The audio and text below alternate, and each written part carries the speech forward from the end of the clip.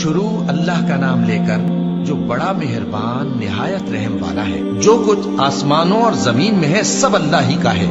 بے شک اللہ بے نیاز ہے، لائق حمد و ثنا ہے۔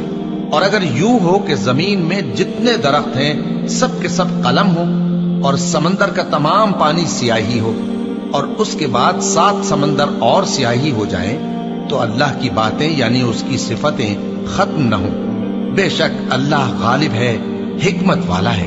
اللہ کو تمہارا پیدا کرنا اور جلا اٹھانا ایک شخص کے پیدا کرنے اور جلا اٹھانے کی طرح ہے۔ بے شک اللہ سننے والا ہے، دیکھنے والا ہے۔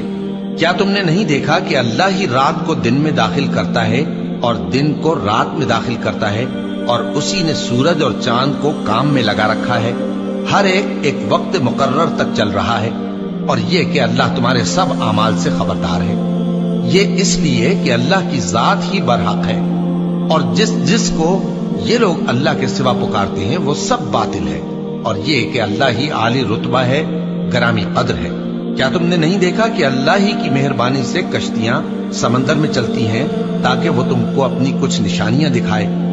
بے شک اس میں ہر صبر کرنے والے، شکر کرنے والے کے لیے نشانیاں ہیں۔ اور جب ان پر سمندر کی لہریں سائبانوں کی طرح چھا جاتی ہیں تو اللہ کو پکارنے اور خالص اس کی عبادت کرنے لگتے ہیں، پھر جب وہ ان کو نجات دے کر خشکی پر پہنچا دیتا ہے تو چند ہی لوگ انصاف پر قائم رہتے ہیں، اور ہماری نشانیوں سے وہی انکار کرتے ہیں جو عہد شکن ہیں، ناشکر ہیں۔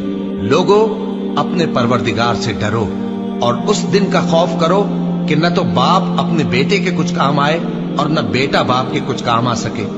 بے شک اللہ کا وعدہ سچا ہے، بس دنیا کی زندگی تم کو دھوکے میں نہ ڈال دے، اور نہ وہ بڑا فریب دینے والا شیطان تمہیں اللہ کے بارے میں کسی طرح کا فریب دے۔ اللہ ہی کو قیامت کا علم ہے، اور وہی مے برساتا ہے، اور وہی حاملہ کے پیٹ کی چیزوں کو جانتا ہے، اور کوئی شخص نہیں جانتا کہ وہ کل کیا کام کرے گا، اور کوئی شخص نہیں جانتا کہ کس سرزمین میں اسے موت آئے گی۔ بے شک اللہ ہی جاننے والا ہے اور خبردار ہے۔